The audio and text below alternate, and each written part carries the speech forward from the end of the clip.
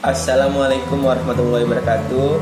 Nama saya Dandi Ansyah dengan NIM 210601042 dari Prodi Pendidikan Informatika.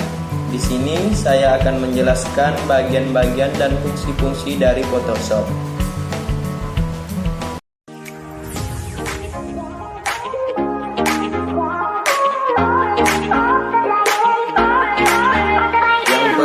Move tool terletak di bagian toolbar paling atas. Tool ini digunakan untuk menggeser atau memindah objek atau layer yang satu ke layer yang lainnya. Yang kedua, rectangular marquee digunakan untuk membuat area selection berbentuk segi empat pada image.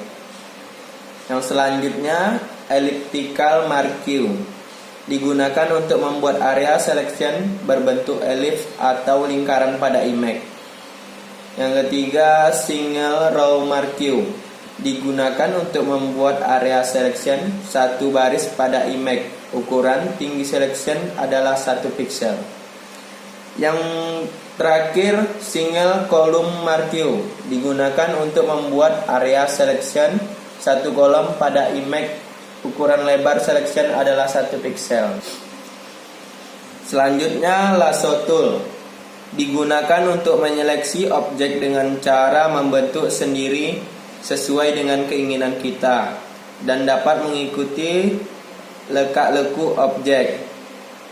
Yang kemudian, magic wand tool ini berfungsi untuk menyeleksi objek yang memiliki warna yang sama. Yang kemudian, crop tool dan slit tool ini digunakan untuk memotong gambar.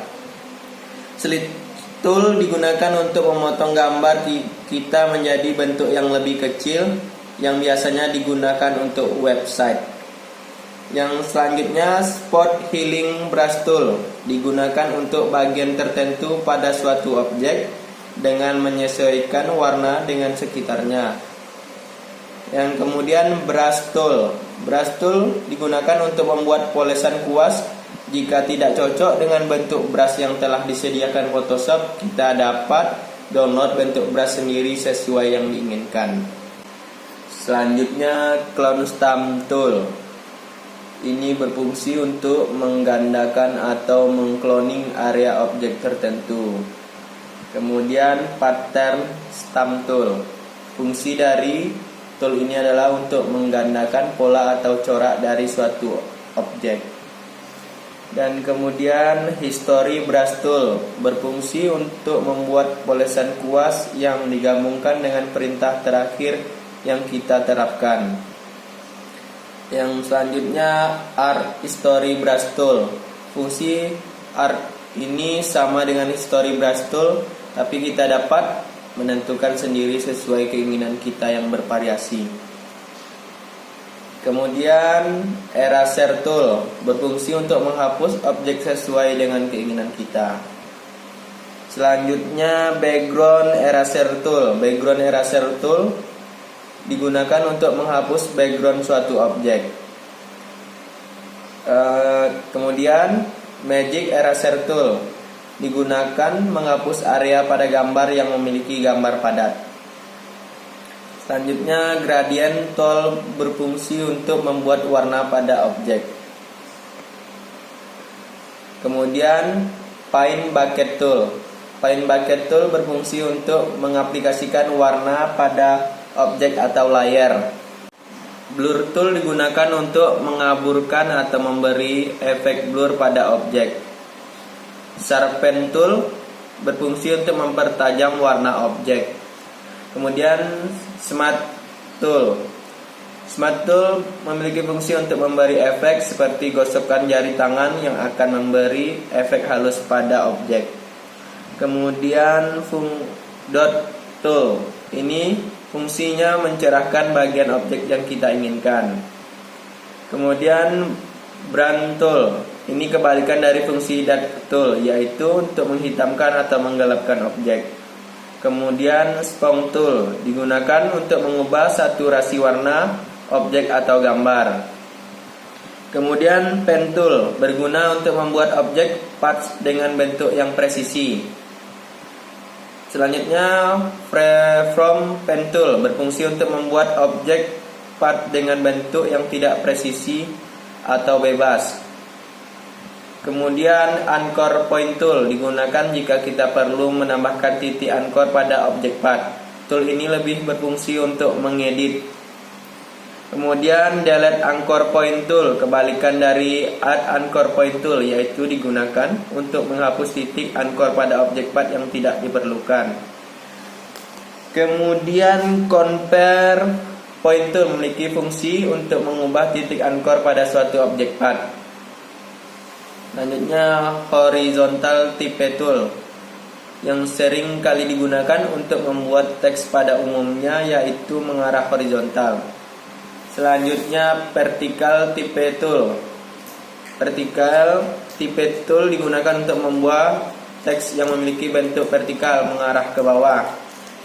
Selanjutnya horizontal type max tool. Horizontal type max tool berfungsi untuk membuat area seleksi yang berbentuk teks dengan arah horizontal.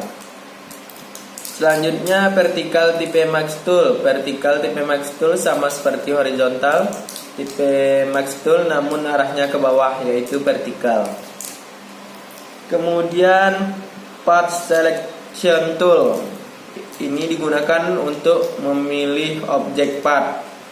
Kemudian direct selection tool memiliki fungsi untuk memilih titik atau poin pada suatu objek part. Selanjutnya rectangle tool digunakan untuk menggambar bentuk segi 4. Kemudian rounded rectangle tool digunakan untuk menggambar segi 4 dengan sudut melengkung. Kemudian ellipse tool digunakan untuk menggambar elips. Polygon tool digunakan untuk menggambar polygon. Line tool digunakan untuk menggambar garis lurus. Custom shape tool digunakan untuk menggambar bentuk tertentu dari daftar bentuk yang ada. Selanjutnya notes tool digunakan untuk membuat catatan atau tanda pada image. Kemudian audio annotation tool digunakan untuk membuat suara atau audio pada image. Eyedropper tool digunakan untuk mengambil sampel warna pada image untuk warna foreground.